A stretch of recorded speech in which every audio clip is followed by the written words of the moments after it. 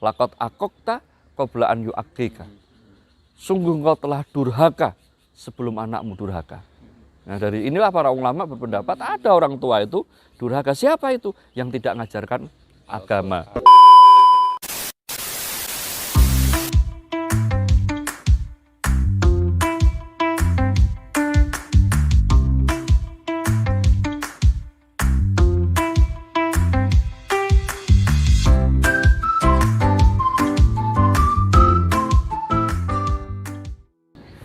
Assalamualaikum warahmatullahi wabarakatuh. Kembali kita di Biru, bincang seru, bernas dan bermutu ala Bias Yaumi Fatimah. Kali ini spesial sekali, kita akan kedatangan tamu istimewa, yaitu beliau adalah Ustadz Sigit Sulistyo LC yang merupakan mudir dari Pondok Pesantren Ittihadul Muwahhidin, afiliasi Al-Irsyad Tengaran Semarang, dan juga pengasuh di Pondok Pesantren Muwahhidun Gembong. Pada kesempatan kali ini tentunya kita akan membahas topik yang menarik untuk Bapak dan Ibu sekalian yang punya anak-anak yang siap memasuki usia akil balik atau lulus SD, yaitu membincangkan tentang bagaimana membentuk anak-anak kita ini menjadi seorang pemuda yang mana di usia-usia begitu, usia-usia remaja kala itu, di masa kejayaan Islam ataupun di masa kemerdekaan, para pemuda inilah yang membangkitkan semangat dengan lahirnya Sumpah Pemuda. Kemudian ada Muhammad Al-Fatih yang mengguncangkan Konstantinopel dengan membuka gerbangnya dan memberikan warna baru di peradaban dunia. Oke, Assalamualaikum Ustadz Sigit Sulistyo. Waalaikumsalam warahmatullahi Gimana wabarakatuh. kabarnya hari ini? Alhamdulillah sehat, Satwiji. Sore kali ini kita bisa berbincang di Biru, Bincang seru. bincang seru. Oke, Ustadz Sigit ini adalah salah satu beliau yang pernah mengalami pendidikan formal, bukan pesantren gitu ya, pendidikan formal biasa atau di sekolah biasa, kemudian akhirnya memutuskan beralih ke pesantren. Tentunya beliau lebih menjiwai bagaimana dampaknya bagi beliau dengan pola asuh pesantren yang pernah beliau terima, sehingga pengalaman itu akhirnya ditularkan ya, ingin ditularkan. Inilah pendidikan terbaik untuk generasi Islam ya, mungkin begitu Ustaz yang ya, ya betul Satwiji, terima kasih. Saya mungkin kalau orang melihat Ustadz Sigit ya, bergerak seorang dai yang bergerak di dunia dakwah, tentunya latar belakangnya dari pesantren ya. Itu iya, hanya saja sebelum saya masuk pesantren itu saya anak STM. Kebetulan saya ngambil jurusan otomotif ya. Otomotif ya. Ya memang yang disampaikan Pak Wiji tadi benar bahwa saya tidak menafikan pendidikan umum ya. Hanya saja secara biah, secara kultur, secara lingkungan ini memang orang tua harus super dalam pengawasan anak. Yang saya rasakan sendiri, saya waktu STM ya. Jadi di mana-mana kalau siswa itu mau berangkat sekolah itu jadwal pelajaran ya. Kalau saya itu jadwalnya jadwal tawuran. Jadi Selasa tawuran sama anak STM mana, nanti Rabu bolos nongkrong di terminal dan seterusnya, gitu terus ya. Dan yang saya rasakan memang banyak problem-problem intern yang dihadapi remaja ketika mereka berada di alam terbuka ya, alam bebas seperti itu. Ya, banyak tekanan, banyak problem kan gitu, sehingga kalau orang tua tidak memiliki perhatian yang ekstra, anak itu berat meningkatkan kualitas kemampuannya. Itu yang saya rasakan. Banyak kendala lah. Akan tapi ketika itu saya memutuskan untuk keluar untuk masuk kepada pesantren. Itu perubahan yang luar biasa. Memang saya dari nol, dari nggak bisa baca Quran, ya, apalagi kok nahwu sharaf, apalagi bahasa Arab ya, baca Quran aja nggak bisa, baru belajar. Itu benar-benar saya harus berjuang untuk bisa, banget gitu ya. Untuk bisa. Tapi saya rasakan perubahan demi perubahan itu luar biasa. Kita terbimbing di lingkungan pesantren yang sangat terjaga, ya, sesuai dengan fitrah, sesuai dengan perkembangan remaja, kita juga terbimbing oleh guru-guru, para asatidz, para kiai, ya, yang mereka masya Allah secara sejarah adalah orang-orang yang baik, orang-orang yang soleh, sehingga kita dapat barokah ilmu mereka. Sehingga alhamdulillah saya bisa rasakan seperti ini. Saya bisa melanjutkan ke University Imam Muhammad bin Saud, Kingdom Saudi Arabia. Kemudian saya melanjutkan di Rabithah Alam Islam Makkah Mukarramah, dan alhamdulillah saya sekarang sudah pulang kampung untuk bisa berbagi ilmu di masyarakat. Itu Ustadz Wiji. Oke. Menarik sekali yang disampaikan oleh Ustadz Sigit. Ketika perpindahan itu dari sekolah umum kemudian ke pondok, tentunya dengan perjuangan berat itu ya. Nah, kira-kira pengalaman spiritual kalau boleh dikatakan begitu ya, atau mungkin ya sesuatu yang jelek mengena di hati sehingga wah, saya harus nanti selepas selesai pelajaran ini ini yang harus saya terapkan di masyarakat, atau pola pendidikan ini yang harus saya kembangkan di masyarakat. Itu pada peristiwa apa yang ketika di pondok akhirnya kemudian saya pokoknya selepas pondok harus bikin pondok, katakan gitu ya. Berdakwah. Kalau sederhananya gitu harus ya, berdakwah, dan kalau pendidikan ya ada punya pondok gitulah. Jadi semestinya gini, saya waktu lulus pesantren ya, lulus pesantren itu saya jelas pendidikan yang menurut saya luar biasa, kompleks, sudah menyeluruh, semua hal di sana diajarkan ya. Nah, setelah saya lulus, saya hanya berdoa, ya Allah, kalau saya diterima di Jamiatul Imam Muhammad bin Saud, saya pengen belajar syariah dari awal sampai akhir, ya. Kemudian alhamdulillah dalam perjalanan saya diterima juga, padahal mungkin keterbatasan kemampuan saya karena background tadi ya, karena background tadi. Tapi karena kemudahan dari Allah, niatan saya yang luar biasa pengen berdakwah itu, maka saya diterima. Itu pun ini Pak Wiji, saya ingat sekali saya punya dekan ya, Dr. Nasir Al-Abri, ya, beliau bilang gini, ya, karena beliau lihat saya semangat berdakwah, saya katakan saya akan bantu antum, tapi syaratnya kamu harus semangat berdakwah. Nah, kalimat ini yang mungkin yang diikat gitu ya di dalam hati ini, gitu ya. Kalimat ini yang menjadikan saya semangat. Alhamdulillah tahun 2006 saya lulus, dan saya pun berdoa, ya Allah, saya pengen hidup belajar di negeri, di kota di mana Al-Quran turun, bisa di Makkah dan Madinah. Saya pernah berdoa seperti itu. Alhamdulillah dengan jalan Allah, dengan cara Allah sendiri yang unik menurut saya kalau yang lain mungkin harus ke sana, harus ujian berdarah-darah ya. Artinya perjuangan yang luar biasa. Kalau saya justru saya menolong orang, dari menolong itu saya sampai ke Mekah kan gitu istilahnya. Kurang lebihnya seperti itu. Ya. Jadi alhamdulillah sampai di sana lah, ketika saya belajar di kota Mekah itu, saya merasakan begitu luar biasa Allah memberikan amanat kepada saya. Karena saya mendapat fasilitas pendidikan. Saya di Mekah itu gaji ketika itu 2 juta sebulan. Ada asrama, dapat makan siang, setiap hari ada jemputan menuju Masjidil Haram. Kita bisa bertemu dengan ulama-ulama di sana. Ini azam yang besar untuk saya harus memberikan ilmu ini kepada masyarakat muslim secara luas. Saya harus punya kontribusi yang besar di sebuah lembaga pendidikan. Memang ketika itu saya nggak muluk-muluk saat itu, saya pengen di bidang kurikulumnya saja, karena rohnya pesantren itu di kurikulum ya. Dengan kurikulum saya bisa membentuk anak seperti apa yang kita inginkan. Alhamdulillah lah, begitu saya pulang dari Mekah ya langsung dapat amanat ya dari Yayasan Yaumi Fatimah ya untuk mengelola pesantren. Saya juga diminta tolong oleh Pak Yai untuk menggawangi pesantren Muaidun di bidang keulamaannya, kan, di bidang ilmu kitabnya, alhamdulillah. Dan ini saya rasakan keberkahan dari Allah. Saya hanya pengen saya pengen semangat saya, apa yang saya dapatkan ketika di Mekah itu juga harus dirasakan teman-teman di Indonesia. Gitu.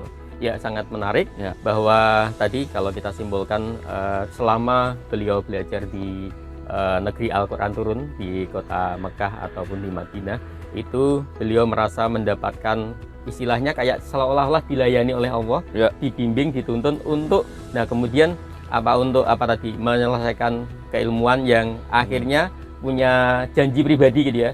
Saya harus memberikan rasa ini ya, rasa merasa dilayani Allah ini kepada banyak orang, tapi alhamdulillah kemudian ditemukan ketemu jalannya dengan di pesantren ini. Nah, ngomong-ngomong tentang pesantren ini, Ustaz. Ya. Tentunya Ustaz tadi sudah mengalami pendidikan, jadi istilahnya kalau kita beri tanda kutip adalah pendidikan sekuler dengan di sekolah umum, kemudian mendapatkan sentuhan pendidikan yang berbasis betul-betul berlawanan 180 derajat dengan orientasi hanya kepada agama untuk menyempurnakan kehambaan.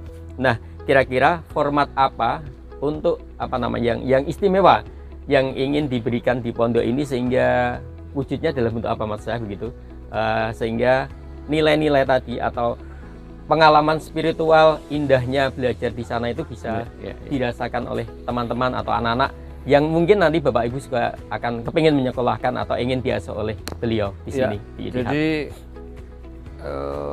yang pertama totalitas seorang guru ya, keikhlasan seorang guru itu yang saya rasakan bagaimana para ulama itu mendidik murid-muridnya. Itu yang saya juga pengen berikan kepada santri-santri saya, murid-murid saya ya. Oke, di sini. Jadi di sini di Ittihad ini adalah ketotalitas Ustadz-Ustadzah di sini ya. Bahkan punya tagline Ustadz-Ustadzah 24 jam. Nggak ada berhentinya gitu ya. Selain itu apa? Jadi selain keikhlasan dan totalitas itu, saya sedikit cerita Pak Uji. Saya punya guru ya, beliau Masya Allah, hafidhahullah. Saya kemarin terakhir ketika umroh saya cari kok nggak ketemu. Semoga beliau masih dipanjangkan usianya. Amin, amin, amin. Tapi terakhir saya ketemu beliau usia udah 90. Masya Allah. Namanya Syekh Abdul Aziz Al-Khumaiti. Dari beliau lah saya punya sanad ya. Sanad yang saya yakin insya Allah sampai kepada Nabi Muhammad SAW. Beliau ini orang yang secara fisik nggak bisa duduk dengan baik. Apalagi kalau sholat itu seperti orang bersila. Dengan kata lain, kalau dia berjalan pakai kursi roda. Itu saya lihat dengan mata kepala saya sendiri. Beliau orang yang Masya Allah. Kalau dapat jadwal untuk ngajar sudah tepat pada waktunya. Dan tidak hanya itu, beliau selalu membawa hadiah untuk murid-muridnya. Masya Allah. Padahal dia harus keluar dari mobil, dia harus mengeluarkan kursi rodanya, dia pakai kursi rodanya, dia ambil makanan, dia bawa ke kelas untuk dia kasih semangat kepada kita agar belajarnya sungguh-sungguh. Itu tidak hanya itu, kita dikasih buku, kita dikasih ilmu. Dan beliau ini Pak Wizi orang yang sudah pernah keliling dunia untuk berdakwah. Karena beliau termasuk Qismud dakwah di Rabithah Alam Islam. Dia ketua bagian dakwah di Rabithah Alam Islami. Rabithah Alam Islami itu ikatan asosiasi Muslim sedunia lah, biasanya gitu ya. Yang markasnya di Mekah. Nah dari situ saya rasakan keikhlasan, totalitas itu sangat kemudian dipenuhi dengan rasa kasih tadi ya, memberi anak-anak. Sangat sayang, itu sangat melekat, pendidikan itu sangat mengena bagi kita. Sehingga kita tidak hanya mudah mendapatkan ilmunya, kita juga punya motivasi untuk mengamalkan ilmu-ilmu yang beliau ajarkan. Kalau bisa saya simpulkan mungkin berdasarkan pengamatan saya ya, barangkali itu menginspirasi Ustadz Sigit untuk sering berbagi makanan di pengajian di program Jawharatul Imamah. Itu mungkin salah satu dari inspirasi dari beliau gitu ya. Ya, itu diantaranya saya katakan apa yang saya rasakan. Tentunya murid-murid saya harus juga merasakan, karena memang kata Rasulullah SAW, tahadau, tahabau. Berilah hadiah, maka kamu akan saling mencintai. Jadi perhatian, kasih sayang itu muncul karena kita sering berbagi. Demikian dengan murid-murid kita juga harusnya seperti itu. Ya, perhatian, ya kasih sayang itu juga akan memunculkan komunikasi yang baik dan seterusnya. Dan yang penting juga semestinya ya, bahwa ini yang paling penting. Kenapa harus lembaga pesantren? Kenapa harus pesantren gitu ya? Kalau dulu pesantren itu asumsinya kumuh, anak-anak nakal taruh di pesantren. Kamu kalau nakal tak taruh pesantren kan gitu. Semacam tempat buangan gitu ya. Itu salah besar. Karena pesantren itu sebuah lingkungan yang menjaga anak-anak kita untuk tumbuh sesuai dengan fitrahnya. Tanpa ada tekanan. ini maaf, ya kalau di luar itu mungkin baru model apa, mereka tertuntut untuk punya, untuk memiliki, untuk bergaya seperti mereka. Ya, style apa, mungkin style baju, style sepatu apa yang baru tren di luar, mereka juga tertuntut untuk sama, memilikinya. gitu ya. Gaya bicara, pergaulan, tuntutan lingkungan, itu saya lihat tekanan-tekanan yang siap menghadang anak-anak kita untuk dia menjadi remaja yang kuat. Ya, nah, tapi di pesantren hal tersebut kita tidak dapatkan. Mereka hidup sederhana, mereka hidup sesuai dengan kemampuan, mereka mampu berbagi kepada temannya, mereka punya komunikasi baik karena temannya datang dari beberapa tempat ya. Jadi ini sebenarnya hal yang menarik untuk kenapa harus pesantren, ya gitu. Iya, itu catatan untuk Bapak Ibu sekalian yang menyaksikan perbincangan ini adalah bahwa yang tidak dimiliki oleh tempat lain di pesantren ini adalah punya gaya tersendiri yang itu tentunya menjadi pelindung ya tadi. Ada benteng, ada pelindung yang melindungi anak kita, yang membimbing kita, anak-anak kita dari arus informasi, gaya hidup yang tentunya tidak dilandasi oleh nilai-nilai kehambaan. Oke, Ustadz Sigit tadi sangat menarik sekali. Yang paling esensi yang ditawarkan oleh pondok adalah khususnya di Pondok Ittihad Muwahhidun itu adalah diberikan kesiapan totalitas ustadz-ustadzah. Kemudian yang kedua adalah nilai kasih. Nah, nilai kasih sayang yang itu tentunya adalah menjadi sentuhan paling esensi untuk mendidik atau membentuk anak itu memang menjadi pribadi yang siap balik. Nah, selanjutnya yang kedua apa yang ditawarkan agar nanti memang anak-anak ini benar-benar menjadi pemuda. Pemuda artinya akil baliknya itu beriringan. Ya, gini, seimbang. Pak Musi. Iya. Jadi kalau kita disebut anak mandiri, anak mampu mandiri, itu artinya anak yang sudah memahami syariat. Karena orang tua, anak terhadap orang tua ini adalah amanat. Kulukum ra'in wa kulukum mas'ulun an ra'iyati. Ya, fazauju ra'in ala ahli baitihi. Setiap kalian adalah pemimpin dan pemimpin akan dimintai pertanggungjawaban. Seorang bapak adalah pemimpin atas istri dan anak-anaknya, atas rumahnya. Seorang ibu pemimpin atas anak dan rumahnya. Jadi pemimpin akan dimintai pertanggungjawaban. Sebenarnya pendidikan pesantren itu ada ini bagian dari istilahnya ya. Kalau bahasa saya membantu meringankan orang tua. Karena orang tua itu punya kewajiban untuk mengajarkan syariat kepada anaknya. Ku anfusakum wa ahlikum naron, ini perintah dari Allah kepada seorang suami, seorang bapak, seorang ayah ya untuk anaknya ini biar terjaga dari neraka. Ini perintah, kalau tidak dijalankan ya berdosa. Ada asar yang menarik Pak Muji sebenarnya yang pengen saya ceritakan di kesempatan yang berbahagia ini dari Umar bin Khattab. Biasanya kan kita lebih mengenal anak durhaka ya. Nah, kalau asar dari Umar bin Khattab ini berbeda. Ternyata ada orang tua yang durhaka. Oh gitu, Tat. Jadi kisahnya gini, bahwa suatu saat ada seorang bapak datang ke Umar bin Khattab pengen konsultasi tentang perihal anaknya yang durhaka. Ya, dia sampaikan kepada Umar bin Khattab ya bahwa anak saya susah diatur sama orang tua, berani dan seterusnya, durhaka lah. Nah, kata Umar bin Khattab, tidakkah engkau bawa anakmu ke sini? Akhirnya besok sang bapak tadi membawa anaknya. Nah, anaknya pun tahu bahwa dia didatangkan ke Umar mau dihakimi. Ya, sebelum Umar berbicara, anaknya tadi pun mengangkat bicara. Wahai Khalifah, wahai Umar, boleh saya bertanya sesuatu? Silahkan. Apa hak anak atas orang tua? Dia jawab, hak anak atas orang tua atau kewajiban orang tua atas anak, hendaknya dia memilihkan seorang ibu yang sholihah, yang baik. Yang kedua, diberi nama yang baik. Yang ketiga, diajarkan Al-Quran. Maka anak ini awalnya duduk dia berdiri, demi Allah wahai Umar, tidak satupun orang tua saya memberikan hak tersebut. Ibu saya seorang majusi. Bagaimana dia akan mengajarkan tentang Islam?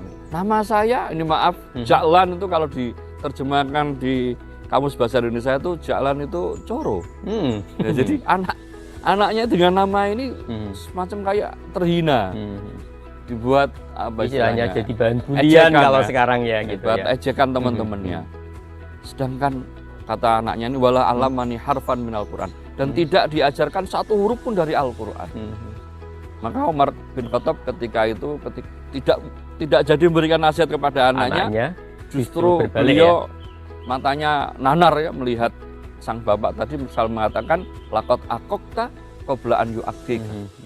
Sungguh engkau telah durhaka sebelum anakmu durhaka. Nah dari inilah para ulama berpendapat ada orang tua itu durhaka. Siapa itu? Yang tidak mengajarkan agama, yang tidak mengajarkan Al-Quran. Nah pesantren ini sarana yang mudah untuk anak itu belajar agama satu sisi. Oke. Ya kan? Sehingga lembaga ini lembaga partner orang tua yang tidak bisa dipandang sebelah mata. Dan tidak boleh orang tua itu maaf. Saya kan sudah bayar, saya harus dapat hak gini, enggak bisa. Itu nanti tidak berfungsi sebagai lembaga partner. Partner itu selalu komunikasi, diskusi, ya, sharing, ya, mencari solusi. Itu namanya partner. Bukan atasan bawahan, kan gitu. Ini yang harus persepsi yang harus kita bersama, yang harus kita bangun dalam permasalahan pendidikan di pesantren. Karena pesantren itu berjasa. Dari pesantren itulah anak kita paham syariat.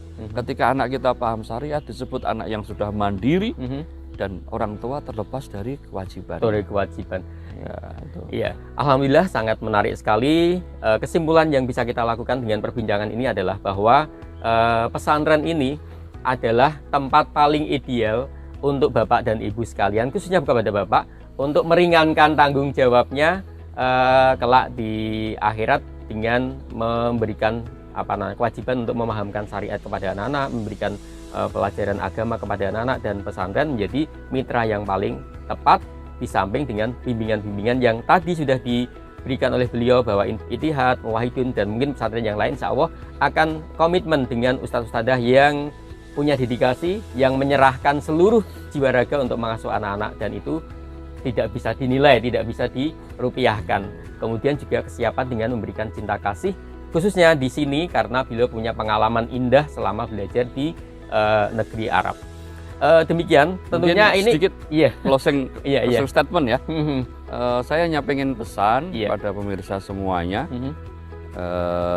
bahwa kami pesantren Ittihadul Muwahhidin ya di bawah naungan manajemen BIAS ya ini alhamdulillah sekarang kita sudah berafiliasi dengan Al-Irsyad. Kita pengen buat terobosan-terobosan bagaimana memang benar-benar mendidik sesuai dengan fitrah ya, dan kita pengen ya pesantren Ittihadul Muwahhidin ini menjadi pesantren yang tidak sekedar alternatif ya, tapi memang pesantren yang unggulan, pesantren yang bisa diharapkan dan bisa mendidik generasi yang soleh dan solihah.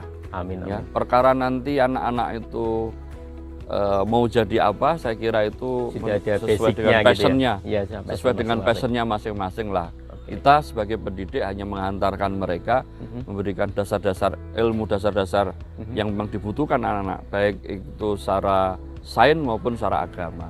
Khususnya pendidikan agama yang kita akan juga seriusi dan kita perkuat ya, sehingga anak itu punya basic yang kuat untuk menjadi seorang teknokrat yang soleh dan amin ya. Luar biasa sekali konsep yang ingin dikembangkan di sini, dan tentunya Bapak dan Ibu sekalian tidak ragu untuk bertanya kepada beliau. Nanti akan kita cantumkan linknya Facebook beliau, atau mungkin punya channel YouTube ya, Tat? Belum punya? Enggak, saya pakainya di masjid saya. Oke. Iya, sangat dekat sekali, terkenal masjidnya, Masjid Jawharatul Imamah. Silahkan bisa berkunjung sana, terbuka sekali tempatnya, menarik dengan desain-desainnya, penataan lingkungannya sangat menarik, dan tentunya membuat betah jamaah yang ingin mencari sesuatu yang istimewa di sana, khususnya tentang berkait dengan ilmu agama. Oke, sobat biru semuanya, kiranya karena waktu, dan semoga Ustadz Sigit masih berkenan untuk ngobrol-ngobrol ini, memberikan pencerahan inspiring kepada masyarakat. Oke, sampai jumpa pada pertemuan selanjutnya, tentunya masih dengan beliau di kesempatan yang lain. Assalamualaikum warahmatullahi wabarakatuh.